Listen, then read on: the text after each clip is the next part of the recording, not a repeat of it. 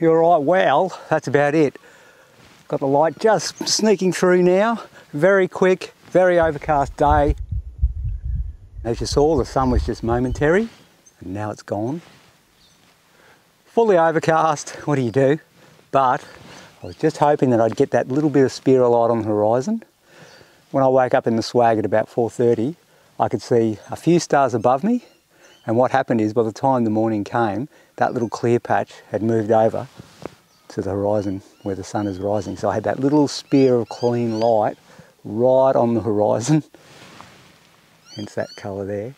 And now what's happening is it's just chuffing over even further now, and that light's starting to go. So, unexpected, plein air, you can never quite know what you're going to get. I just woke up in the morning thinking, am I going to get a shot or not? But then I saw that glow on the horizon when it was quite dark, and I thought, I reckon I can work with that concept. So there we go. Quite different to just about a morning sunrise. Quite often the morning sunrise is here and it's glowing, boom. This is more of a morning glow, I guess you could say. An atmospheric glow. High chromatic saturation of colours around here. The purples and blues are quite bright. The orange is obviously very bright. Now the purples and blues, as they go up further, are greyed off. So it draws your attention away from this area up here. And as you roll down closer to the high key oranges, I've also made it really high key purples and blues, which really makes it pop in this focal area. I guess it's high chromatic contrast saturation against no colour. So it's colour against no colour theory here. Bright colours, no colours.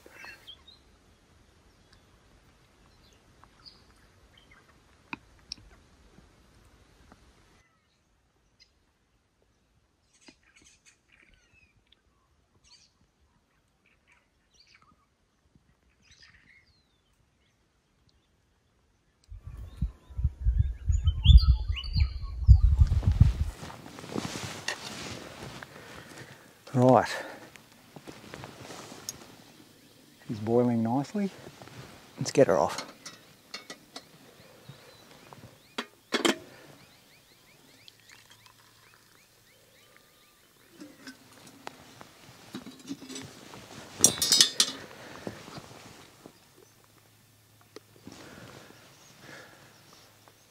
It's going to be a nice trip. Apparently the weather's going to clear up tomorrow. If we can get the weather to clear up tonight at sunset again, that means I'll get another nice little piece in. And then the next day, boom. And I'm hoping to work with the moon. Like I've said, I'm in the moon phase. It's going to be a full moon in the next couple of days. So, excuse me. So I really want to have the weather clear up for that one. And I reckon it will. So it should be good. Might make up a bit of a damper, bit of bread for breakfast, something different. Haven't done that for a while. So might get stuck into that in a minute. All right.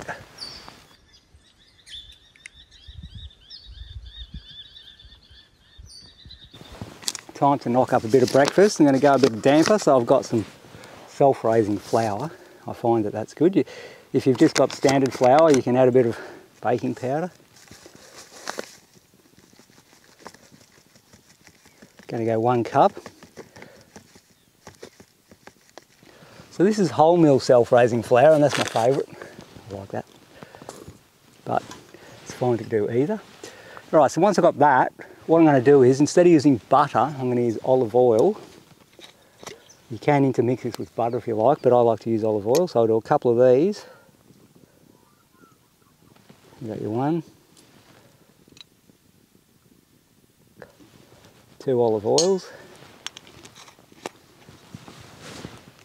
A bit of a scone mix, I guess you could say. It's like a scone mix. Self-raising flour, and let's just get that one to sit there. Well, it ain't going to sit there, is it? Self-raising flour. Here we go. And milk. And in my case, I'm going to be using almond milk. Going for the vegan version. Saving the planet. It's amazing the flavour you can get out of the olive oil and the almond milk. It's fine. You wouldn't even know the difference. Okay, so I'm just dry mixing that in, I guess. Now you can add a pinch of salt to flavour, whatever suits yourself. I find that the self-raising flour, the baking powder in the self-raising flour has a slight salt content to it anyway, and so that's enough flavour for me. I find that absolutely fine. Alright, so I just break them up, and once I've broken that all up into littler blobs, so it's a pretty simple recipe so far. You just got flour, self-raising flour, a little bit of olive oil,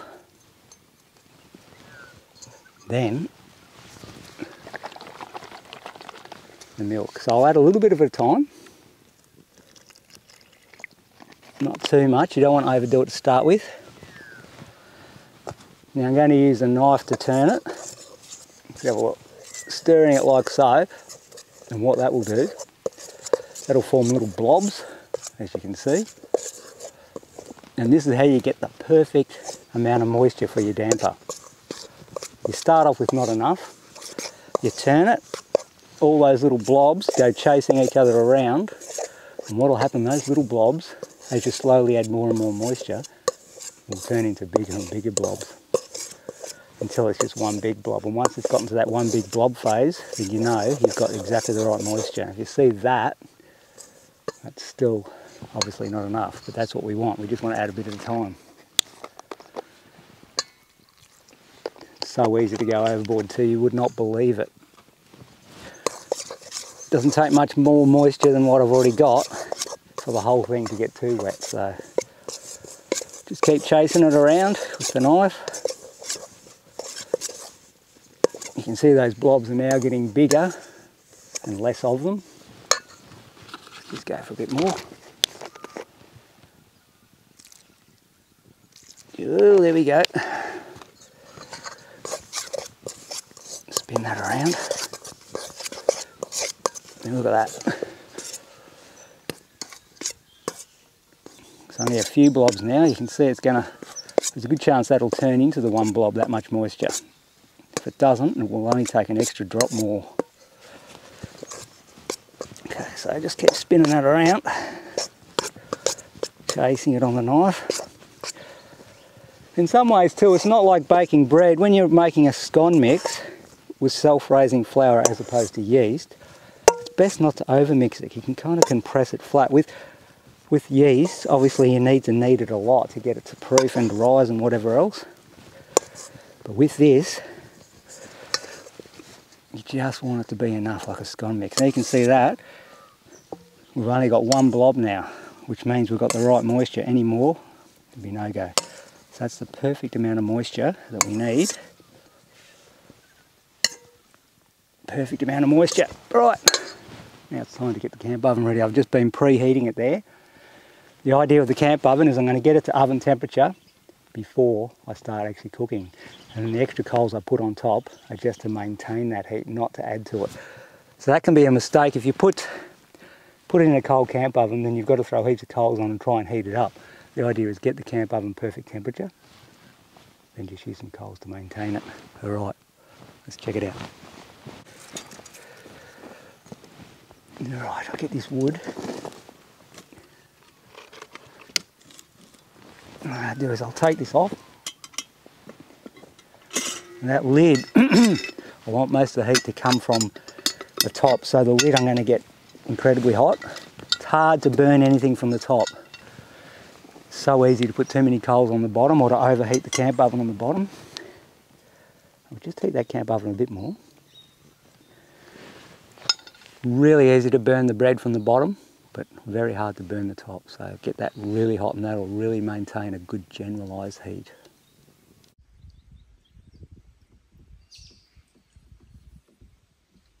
Just going to sprinkle a little bit of flour on this.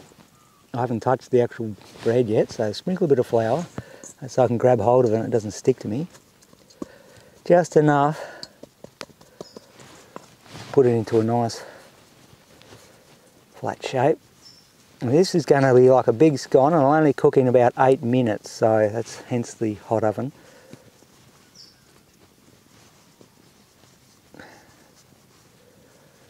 Got quite a small one today, but that's the thing, I'm going to be having a bit of muesli later on, so this is just a entree, I guess you could say. Okay. While it's warm now, just going to put a little bit of oil. Lightly oil the pan, here we go. Just so she doesn't stick on the bottom, and it also gives it a little bit of flavour, which is always nice. Okay. Just drop her in, push her around a little. Now, just going to make a crisscross so when it's cooked it breaks up beautifully into threes, or fours I should say. Get that super hot lid, bung her on, absolutely freakishly hot lid. Break up a few coals, get a good coal base.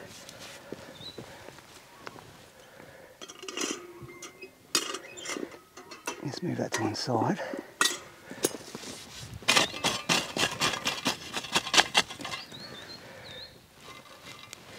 A few coals on the bottom, not too much, that'll burn if we go too much.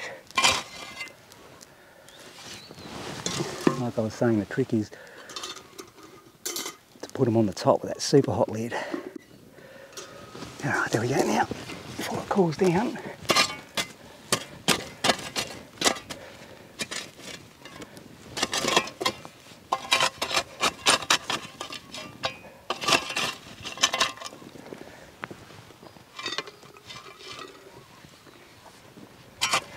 Now that's an immense amount of heat on the top, but it's going to be very, very hard to burn that. Alright, so now, whoops, got a bit of smoke going. Now what we'll do is, alright, so you can tell by the heat, that preheated lid, and with that amount of coals, that's boiling hot, so that'll cook in 8 minutes I'd say, then we're good to go. Better get some peanut butter and whatever else, and a bit of jam, whatever else I'm going to put on it.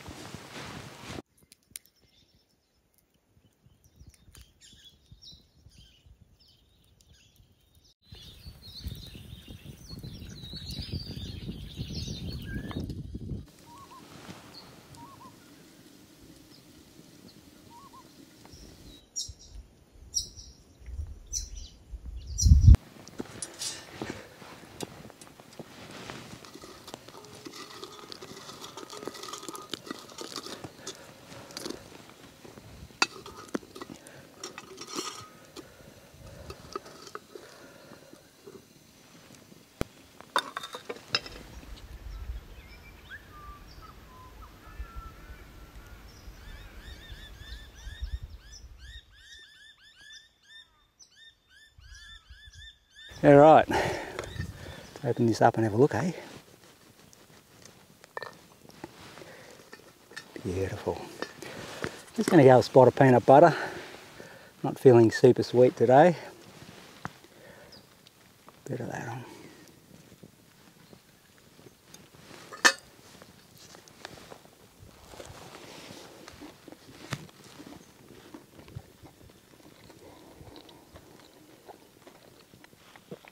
Absolutely beautiful. Nothing like warm damper and a nice cup of tea, or a scorching hot cup of tea to wash it down.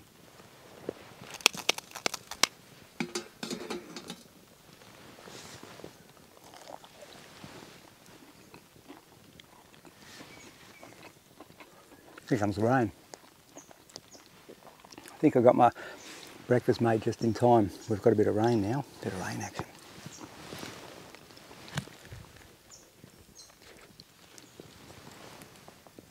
Ah, bellissimo. Good stuff.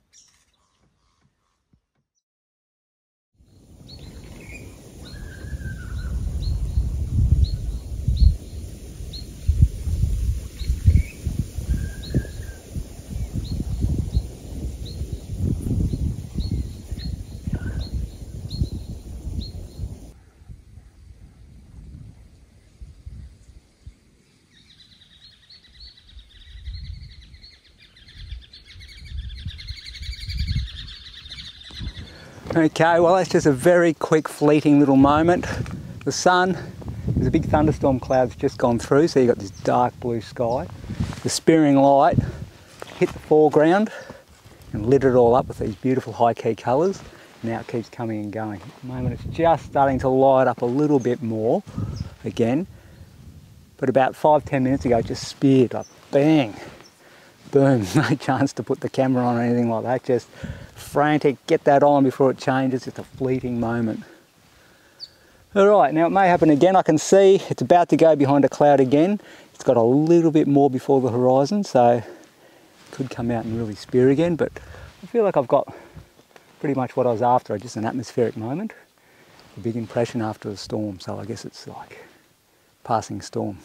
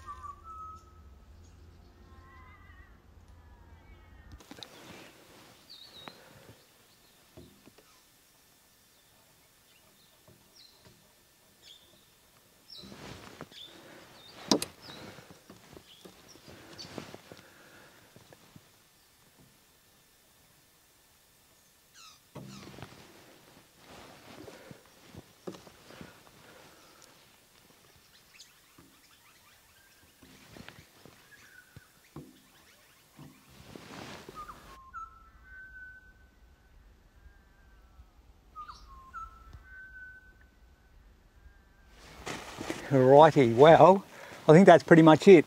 Got the big impression. That was a beautiful morning, absolutely clear like I thought. They said it was going to clear up overnight, and perfect it did. So we've got the sun over this way, striking that way. First light lighting up with the belt of Venus. It's all changed now obviously, but managed to get the bulk of it in time, and then just a few more refinements. Just then a few highlights, a few little lines to get it all happening. Bit of the softening in the water. Feel like I've captured what I was after. Pretty happy, all right.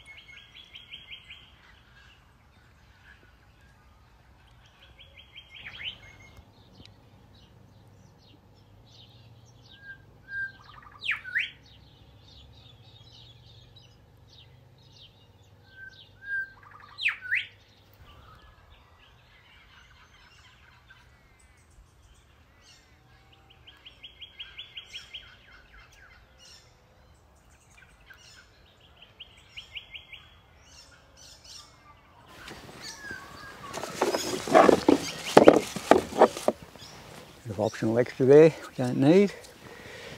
All right, put them all in order so I know they're all there. Magenta, blue, brown, red, yellow, another yellow, cad red, extra sting if I need it. Okay, and now I know, because of placement of things, but I haven't got my cad colours in there yet. Here we go. Right.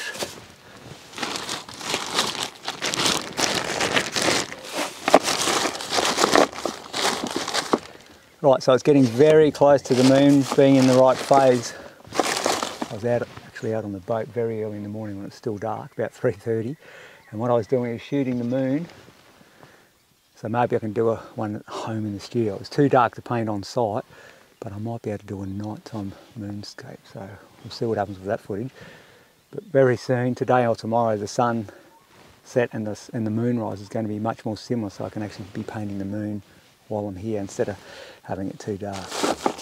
Anyway, let's pack this all up.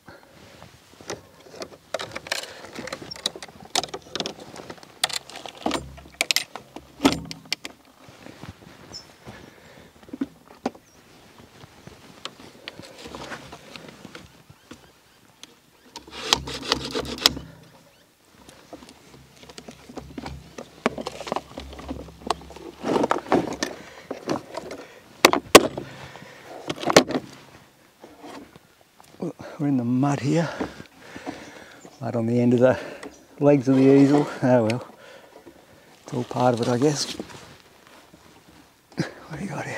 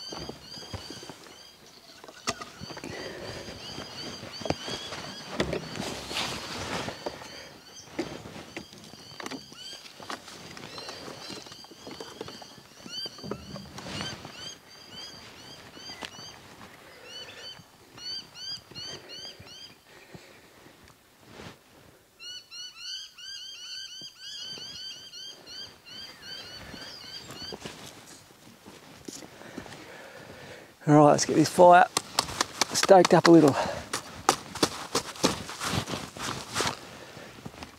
Put that in there. Break off these poles a bit. Well, this is a glorious morning, I tell you what. Perfect day for it now, perfect weather. Look at that.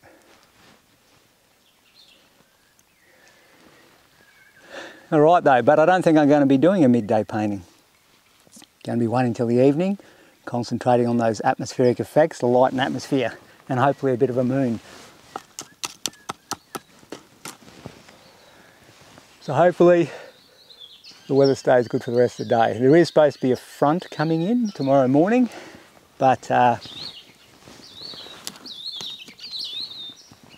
should be fine today. All right.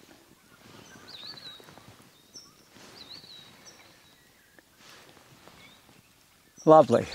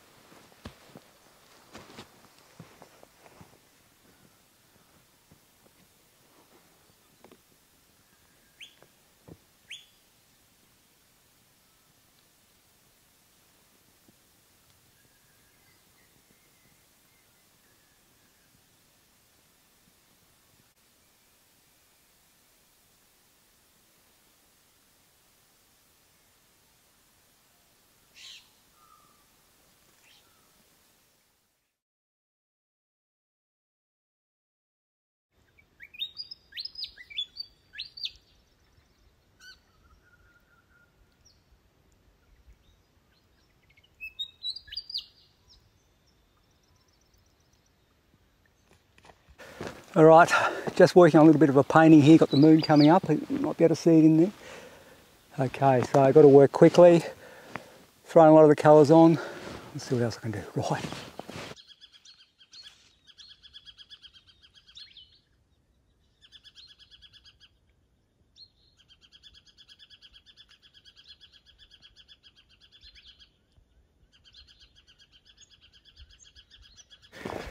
Alright, well there you go, that's pretty much it. We've got the moon, boom, managed to just flicker in, chunk, belt of Venus, subtle evening colours.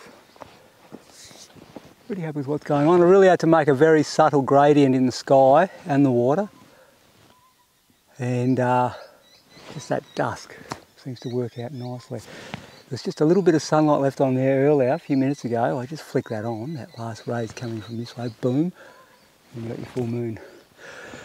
Alright, pretty good stuff. Okay. Pack this one away. Probably going to use this one as a study, little study. Oh. I need a bigger one at home. A bit jammed for some reason. Yeah, paint a bigger version at home. Got some nice colours in that one. It's a beautiful evening, as you can see. It's got all the subtle gradients in the sky from blues to magentas, up to burnt siennas and whatever else. It was a beautiful evening.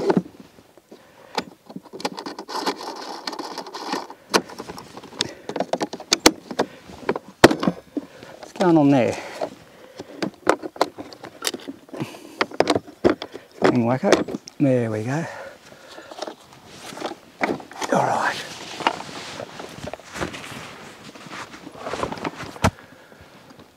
Yeah, that's pretty good. Pretty good stuff. Okay, back to camp.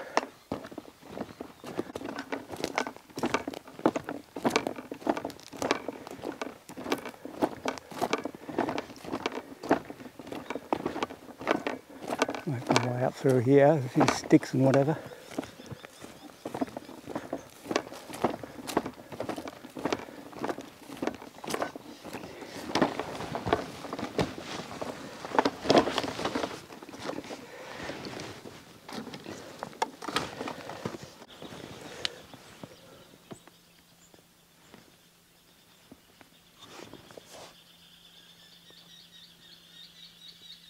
All right, put it away in the box, I reckon.